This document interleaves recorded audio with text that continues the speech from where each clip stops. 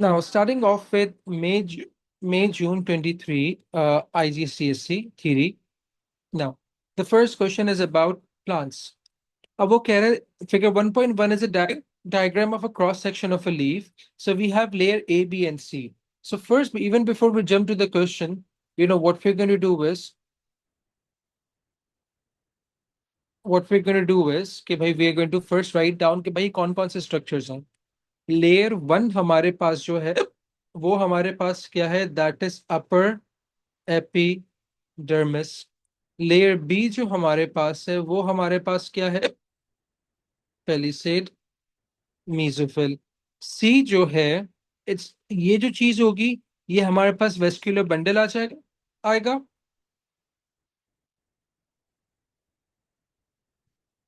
और अगर हम लोग इसको भी काउंट कर लें तो ये हमारे पास क्या आ जाएंगे, कौन से वाले मीजोफिल्स, स्पंजी मीजोफिल्स. राइट. All right. अच्छा जी.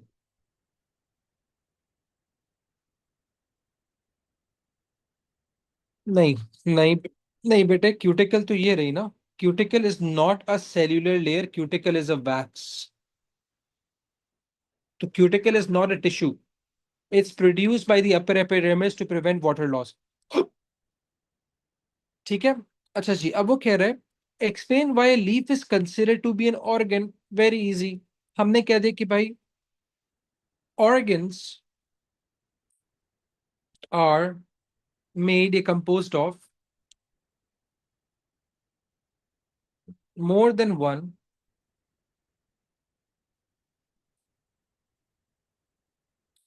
tissues joined up together,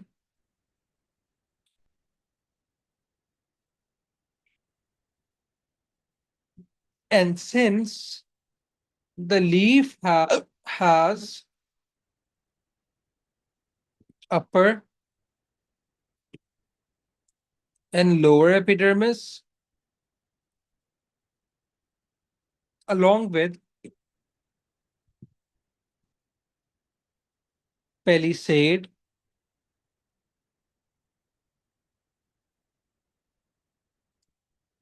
and spongy mesophyll,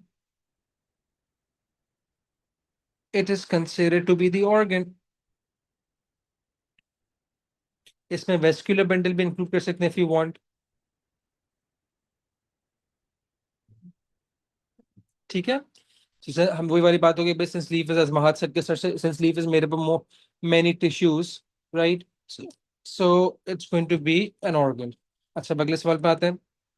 Explain how layer B and C is adapted for their functions. So we've talked about palisade mesophyll, vascular bundle and spongy mesophyll. ठीक है, हम बता देंगे कि in layer B we have palisade mesophills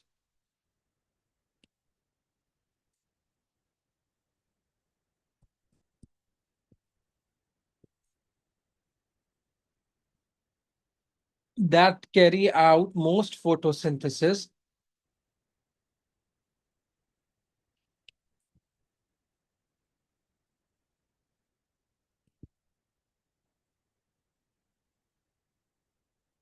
and contain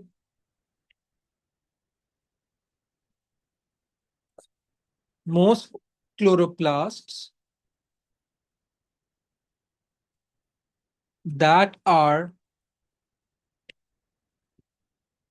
pushed towards the edges by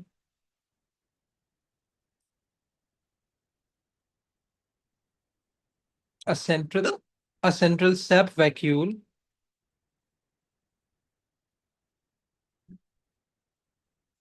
to absorb light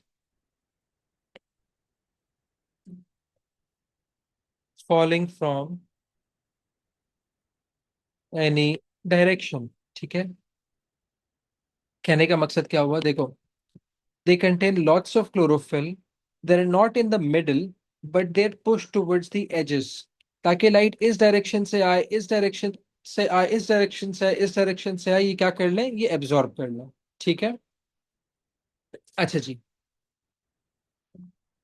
now अब उसके अलावा हम पहले पहले से म्यूजिबल के बारे में क्या बात करेंगे?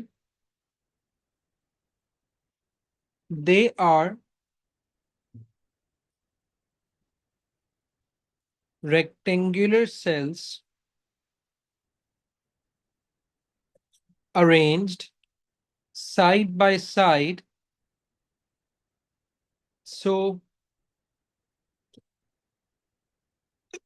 very less light can pass between them. If any light passes, it will be absorbed by spongy mesophils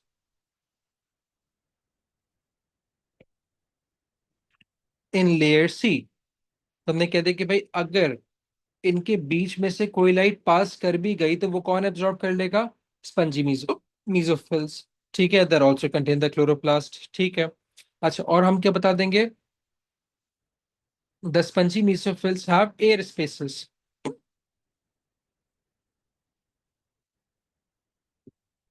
very good. To allow an efficient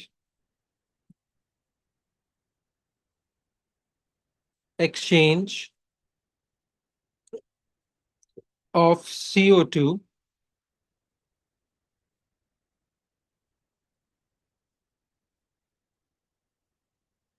needed for photosynthesis। ठीक है, moreover layer C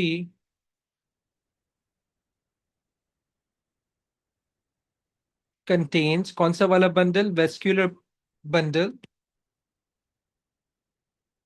that has xylem to provide water and mineral ions, while phloem takes away the glucose produced, right?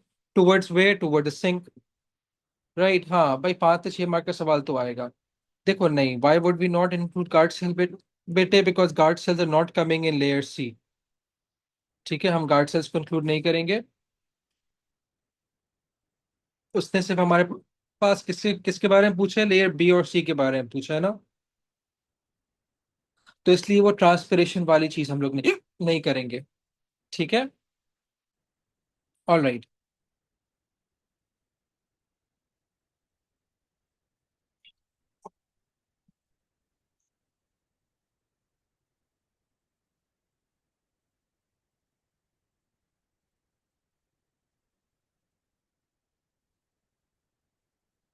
Okay, moving on to the next question. अच्छा अब देखो, a student placed a plant in a very hot room for 12 hours. There was bright light in the room and the plant was not given any water for the 12-hour period. अब देखो बेटे, hot room है तो temperature ज्यादा होगा, bright light है तो rates of photosynthesis भी ज्यादा होंगे। This would cause this both of these combined together would increase the rate of what? Transpiration. क्योंकि इसको कोई पानी नहीं मिला, the because transpiration is a necessary evil, but it's also an excess loss of water which the plant does not want to lose। अब पानी है ही नहीं तो भाई what's the first thing that the plants do to prevent और to stop और to decrease the rate of transpiration? वो अपने स्टोमेटा बंद कर देते हैं। जब स्टोमेटा ही बंद हो जाएंगे तो भाई ड्राई एयर या जो हमारे पास ड्राई एयर आएगी वो अंदर नहीं आ पाएगी, because the dry air won't be able to move in, it would not cause evaporation of the let's say of the water molecules in the cell walls in the spongy mesophyll। तो rates of transpiration कम हो जाएंगी। ठीक है, guard cells के ऊपर क्यूटिक वो तो ऊपर से वो करेगा ना, गार्ड सेल्स के पास क्यूटिकल लग ही नहीं सकती, राइट? तो अब देखो वो क्या कह रहे हैं, Figure 1.2 show the series of sketches that the student made of the stomata during the investigation. तो हम लोग क्या देख रहे हैं कि देखो अबाउट 6 घंटे बाद जो हमारा स्टोमेटा है वो बंद होने लगा और 9 आवर के ऊपर बिल्कुल ही बंद हो गया। अब वो ये कह रहा है identify the cell label D. Stomata is not a cell मेरे बच्चों। कम हो जाएगा बेटे, लेबर कम हो जाएगा, स्टॉप नहीं होगा। तो हमारे पास the stomata is present between a pair of cell called as cells called as guard cells. वो कह रहे state the main function of stomata. हमने कह दिया allows gaseous exchange, right. Now closure of stomata बेटे, क्लोजर ऑफ स्टोमेटा महत। अच्छा, state the advantage of the plan to change the stomata shown figure 1.2। हमने कह दिया stomatal closure will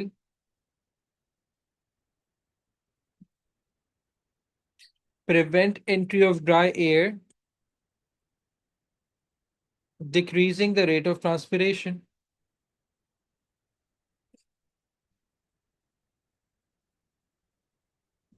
All right. Now, no loss of H2O, इसको उस तरीके से भी लिख सकते हो। ठीक है। ओके। नाउ अब वो कह रहा है a student increased the humidity in the room and repeated the investigation. Predict and explain the effect of high humidity on the stomata. Right. And once again, I'm really sorry for my hiccups. अच्छा जी। अब देखो बेटे, हमें पता है जितनी ज्यादा ह्यूमिडिटी होती है उतना कम रेट्स ऑफ रेस्पिरेशन होता है ना। जब हमारे पास ट्रांसपिरेशन होता है, जब हमारे पास ट्रांसपिरेशन ही कम हो रहा होगा, so what's gonna happen, the stomata would not need to close. Stomata बंद नहीं होगा। नहीं, it would not need to close. बेटे transpiration, it is closing to prevent transpiration. जब ट्रांसपिरेशन हो ही नहीं रही है, उसका रेट कम है, तो स्टोमेटो को बंद होने की जरूरत ही नहीं है। ऑलराइट। तो हम बता देंगे कि भाई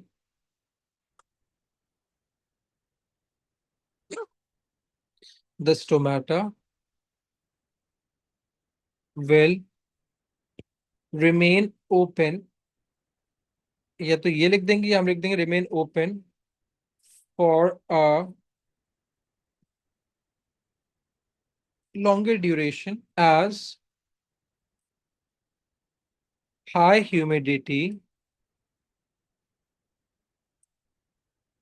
decreases the rate of transpiration, so less या फिर no water loss will occur, right, even when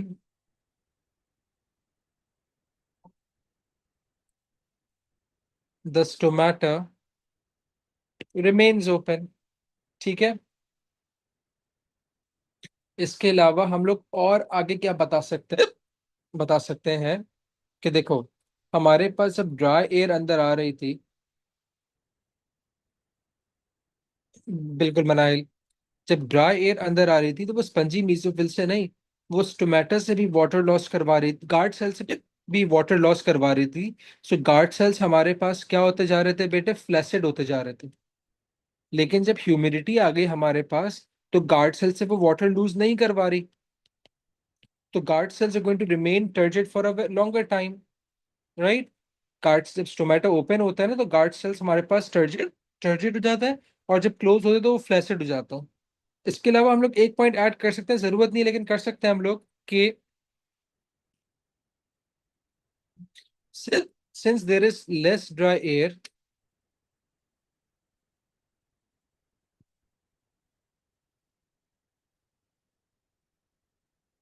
causing less evaporation,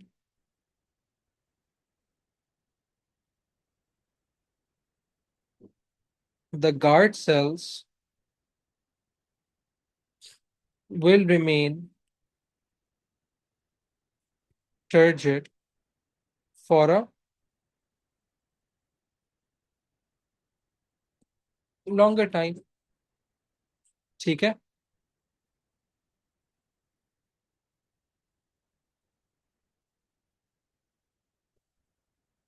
जब ह्यूमिडिटी होगी तो अगर प्लांट को जरूरत है तो वो क्लोज करवा देगा, बट वरना यूजुअली वो ओपन ही रहता है। डार्कनेस होगी तो डार्क डार्क की वजह से वैसे ही स्टोमेटा बंद होना शुरू हो जाते हैं। ठीक है। लेकिन अगर डार्कनेस होगी ड्राई एयर के अंदर तो ज्यादा स्टोमेटा बंद होंगे। डार्कनेस हो रही होगी ह्यूमिड कंडीशंस के अंदर तो कम स्टोमेटा बंद होंगे। ठीक है। All right. जी मंसूर बेटा। All right. Coming to question number 2। अब वो कह रहे हैं figure 2.1 is a part of the DNA molecule, draw a circle to identify one pair of bases. अब अगर हम लोग इसको यहाँ देखें मेरे बच्चों, ये एक बेस आ गई, ये दूसरी वाली बेस आ गई। अगर ये ए है तो ये टी होगी। राइट, हमें नहीं पता। उसने कहा भाई एक बेस के पेयर को सर्कल कर दो, हम लोगों ने इसको सर्कल कर दिया, ये पूरे पेयर को। एक को मत करिएगा, पूरे पेयर को करिएगा, ठीक है। अच्छा जी। नाउ अब वो क्या, अब अच्छा अब ये वाला सवाल देखो। The percentage of thymine base in the DNA of a species 29%. What would be the percentage of guanine? अब देखो बेटे, हमें पता है जितने एडेनिन होंगे उतने थाइमीन होंगे, जितने ग्वानिन होंगे उतने साइटोसिन होंगे। जितना ए होगा उतना टी होगा, जितना जी होगा उतना सी होगा, एंड वाइस वर्सा। ठीक है। अब इसको यहाँ देखो। अगर अगर टी की परसेंटेज 29% है, तो ए की परसेंटेज भी कितनी हो जाएगी? 29%। इन दोनों का टोटल कितना हो गया? 58%। सो हमें क्या पता चला, इस पूरे डीएनए में एडेनिन और थाइमीन जो है टोटल, वो कितना परसेंटेज अक्वायर कर रही है? 58%। ये वाली बात सबको समझ में आ रही है?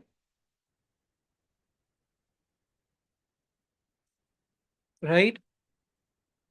अब 100% ऑफ डीएनए में से 58% ए और टी है, तो जी और सी कितने हो जाएंगे?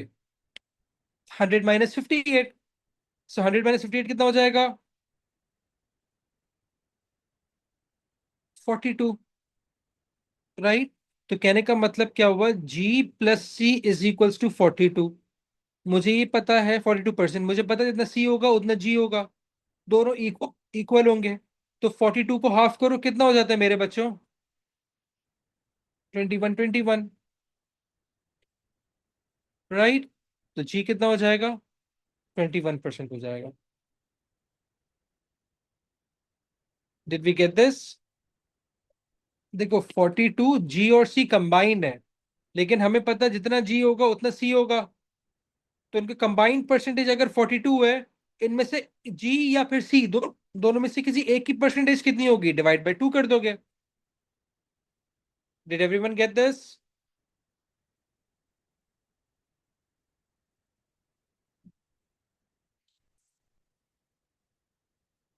ये वाली बात सबको समझ में आ रही है? All right. Okay, moving on. State the name given to the length of DNA that codes for a particular protein. So, what in the DNA codes for a particular protein? Gene does. Right? अच्छा, अब ये कह रहा है describe how proteins are made in the cell.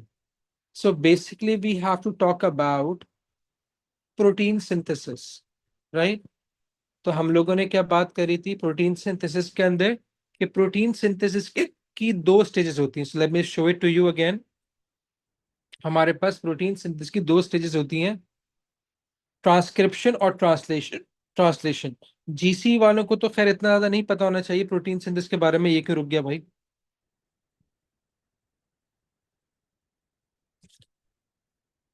Right. लेकिन IGCSE वालों के लिए इंपॉर्टेंट है। इसको एक बार रिवाइज कर लो मेरे साथ, कि what happens is very good. Transcription, translation, termination, very good, ठीक है। ट्रांसक्रिप्शन में क्या होता है? It occurs in the nucleus where whatever the genetic code is, it's copied by the messenger RNA that then leaves the nucleus and attaches itself on the ribosome. So ये सिर्फ transcription है। Translation के अंदर क्या होता है? The transfer RNA और tRNA bring in specific amino acids that are joined in the ribosome by what? No, GC के अंदर इतना डिटेल में नहीं आएगा, ठीक है? For O levels it's not going to be in this detail, but you need to know what protein synthesis is, right? तो आसान सी चीज इसको देख लो, तो हम लोग क्या बता देंगे? It is made by protein synthesis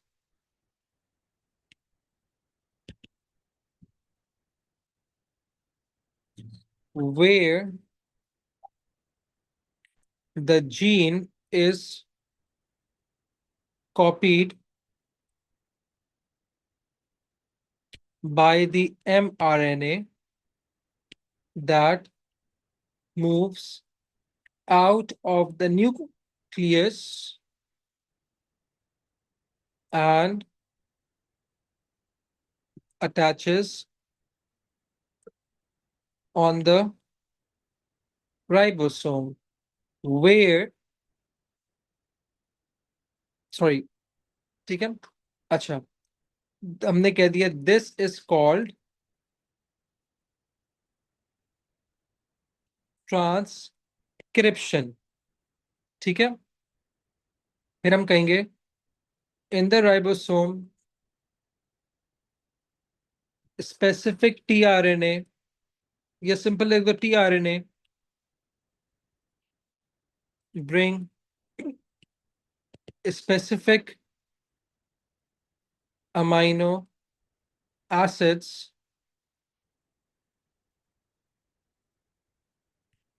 that join up together through कौन सा वाला बॉन्ड? अमीनो एसिड्स के बीच में कौन सा वाला बॉन्ड होता है? Peptide bond, right? नहीं, मार्किंग पॉइंट्स हो गए हारून, तो बस मार्किंग पॉइंट्स के मार्क्स मिलेंगे बेटे, ठीक है? Through peptide bonds after which a protein is produced, ठीक है? बस that's it, that's all what we have to write, right? उसके बाद ये बता सकते हो कि भाई हमारे पास this uses of energy active process है, राइट? वरना बस that's pretty much it, you don't have to write anything else. Alright guys, okay आगे चलते हैं। Now DNA controls cell function by controlling the production of proteins. State two types of cell membrane proteins. Cell membrane के ऊपर एक चीज तो लगी होती है, एंजाइम्स। एंजाइम्स के अलावा और क्या लगे हुए होते हैं? Protein what? रिसेप्टर्स। उसके अलावा एक और प्रोटीन है जो हम लोगों ने पढ़ा था, जो एक्टिव ट्रांसपोर्ट में काम आता है। कौन सा वाला प्रोटीन होता है वो?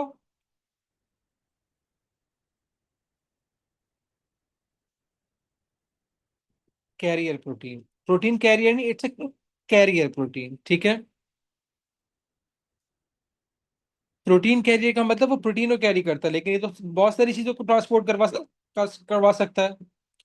सो again, what are the cell proteins attached on the cell membrane? Enzymes, receptors या फिर कैरियर प्रोटीन्स, ठीक है? अच्छा जी, moving on to question number 3। So this is about antibiotic resistance, ठीक है? Yes we can, Haroon we can. अच्छा, अब वो कह रहे हैं antibiotic resistance is an increasing problem worldwide. Erythromycin is an antibiotic, ठीक है? ठीक है, उसने बस एक नेम्ड एग्जांपल दे दी, परेशान मत होइए। Figure 3.1 shows the daily doses of erythromycin per 1,000 people over a 13-year period. अब देखो इस ग्राफ को समझो। इस ग्राफ में दो तीन एक्सेस हैं, एक तो उसने ईयर बताया हुआ है। अब एज द ये we are going from 1983 to 1995, हो क्या रहा है? एक वाई एक्सिस के ऊपर हमारे पास डेली डोज ऑफ एरिथ्रोमाइसिन है, राइट? जो कि शेडेड बार बता रहा है। जो लाइटली शेडेड बार है वो क्या बता रहा है? Number of bacterial infection resistant to erythromycin per 1,000 people. तो हम लोग क्या देख रहे हैं? 1983 से 1987 तक हमारे पास डेली डोजेस ऑफ एरिथ्रोमाइसिन, मतलब ओवर यूज ऑफ एरिथ्रोमाइसिन तो बढ़ रहा है, लेकिन कोई भी अभी तक रेजिस्टेंस नहीं हुआ। लेकिन 1991 के अंदर हम लोग क्या देख रहे हैं, जितनी डोजेस हैं उतना हमारे पास रेजिस्टेंस बढ़ते जा रहे हैं। फिर 91 से अगले 2 सालों के अंदर 93 के अंदर हम लोगों ने एरिथ्रोमाइसिन को कम तो कर दिया, लेकिन जो हमारे पास रेजिस्टेंट बैक्टीरिया हैं वो बढ़ गए।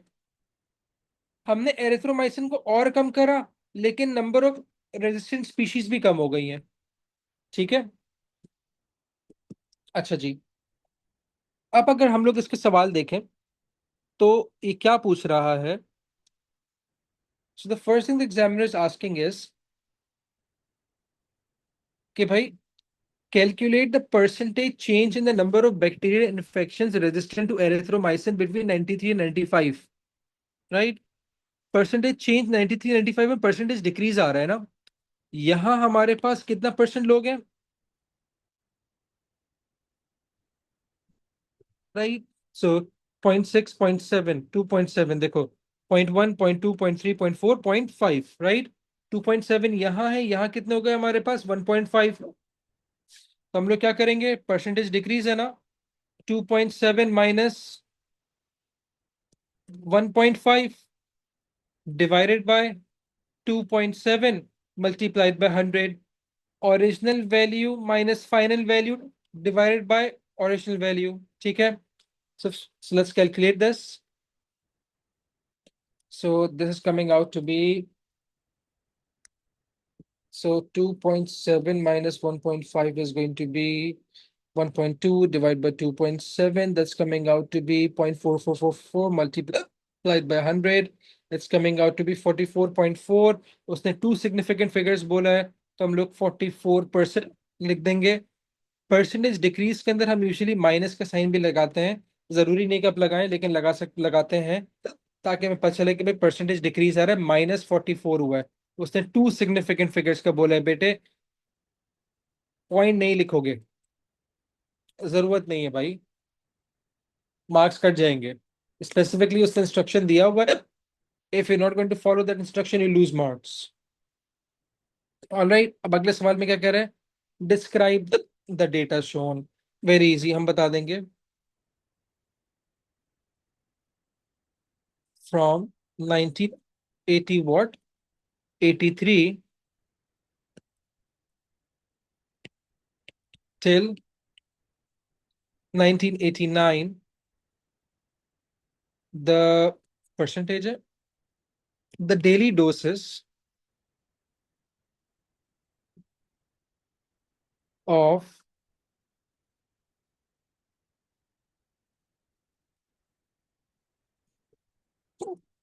erythromycin per 1,000 people increased from, इसको देख लेते हैं, increased from what to what, from this to this, right? So ये कितना हो जाएगा, 2.8 हो जाएगा ना, और ये क्या हो जाएगा 2.3, from 2.3 to 2.8, after which they decreased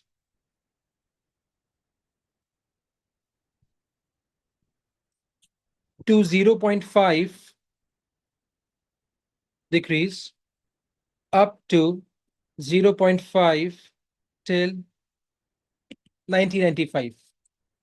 बीच की वैल्यूज देना हमें जरूरत नहीं है 3 मार्क्स का। ठीक है। डिस्क्रिप्शन के अंदर हमें सिर्फ बताना है कि भाई ग्राफ में क्या चल रहा है, क्यों हो रहा है, कैसे हो रहा है, वो नहीं बताना होता डिस्क्रिप्शन के अंदर। ठीक है, उसके बाद हम बता देंगे, while the resistant bacteria per thousand people increased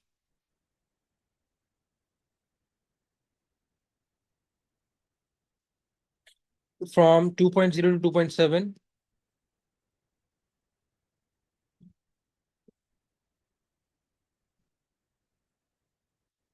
to 2.7 from 1991 till 93.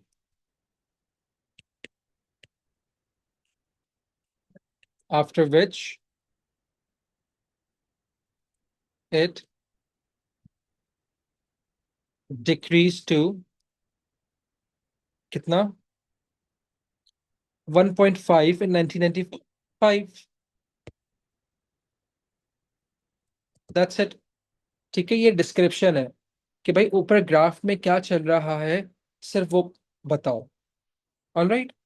अच्छा, अब वो कह रहे हैं suggest reasons for the change in the number of bacterial infections resistant to erythromycin from 93 to 95. अब देखो 93 से 95 में हमारे पास क्या हो रहा है, जो रेजिस्टेंट बैक्टीरिया है वो कम हो रहा है। ऐसा क्यों हो सकता है? Right, because people are becoming more aware about overuse of antibiotics. So people have started taking less erythromycin, specific antibiotic को बताओ, and have moved to either other antibiotics, right, or antibacterials, right, or have taken vaccine to become resistant to it. तो अब क्या हो रहा है कि भाई अब बैक्टीरिया तो किल हो रहा है, लेकिन उसमें रेजिस्टेंस प्रोड्यूस नहीं हो रही। क्यों नहीं हो रही? क्योंकि भाई आप एरिथ्रोमाइसिन ले ही नहीं रहे। So what are the other ways through which you can kill bacteria? Through vaccination, through antibacterial drugs, और by using other antibiotics compare to erythromycin, right? तो हम बता देंगे इसको, देखो कि people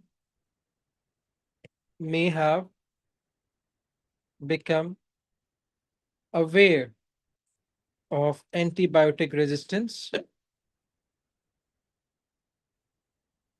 and would have stopped या decreased the use of erythromycin and would have chosen other antibiotics or vaccinations or antibacterials. Antibacterials are different from antibiotics, by the way, बच्चों। ठीक है, ओवर यूज हो रहा था, जब ओवर यूज कम हुआ तो बैक्टीरिया भी कम होने लगा। हरून बेटे, हाँ ये भी लिख सकते हैं मंसूर। अच्छा, अब coming to the next part जो 5 मार्क्स के लिए, कि भाई बैक्टीरिया हम हमारे पास एंटीबायोटिक से रेजिस्टेंस कैसे हुआ इन द फर्स्ट प्लेस। ठीक है, तो यहाँ हम लोग सिलेक्शन वाली बात भी करेंगे, या 5 मार्क्स पे हम बता देंगे। Antibiotics kill bacteria and act as a selection pressure due to a कैसी म्यूटेशन, बिल्कुल random, due to a random mutation if a bacteria mutates and becomes resistant, it gets a what? An adaptation, which is able to be passed down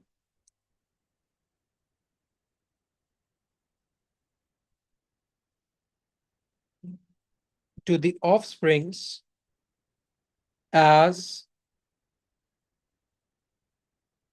the bacteria reproduces asexually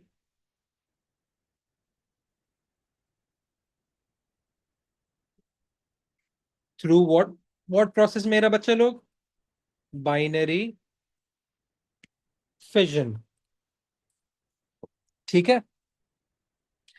सो हमारे पास जो bacteria है वो हमारे पास क्या करेगा, हमारे पास वो पास ऑन कर देगा, right. So due to which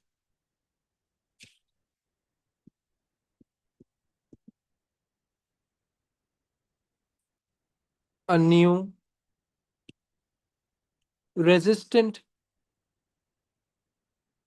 strain of bacteria will be produced.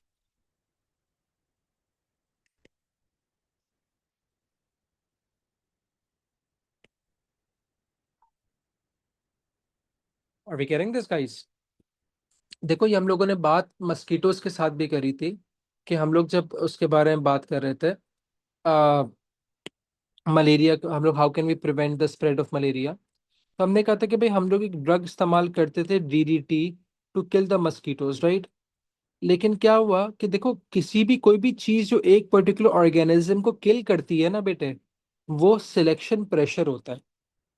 अगर कोई भी ऑर्गेनिज्म म्यूटेट कर जाए, and which happens, anything that is used in excess to kill a particular organism, right, especially chemicals, that particular organism will become resistant to it.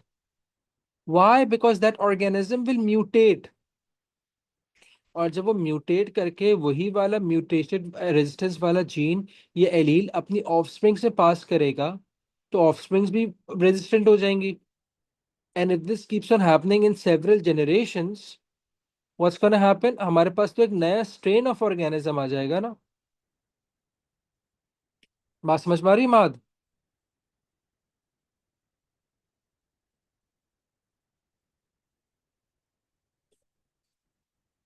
So this is the thing.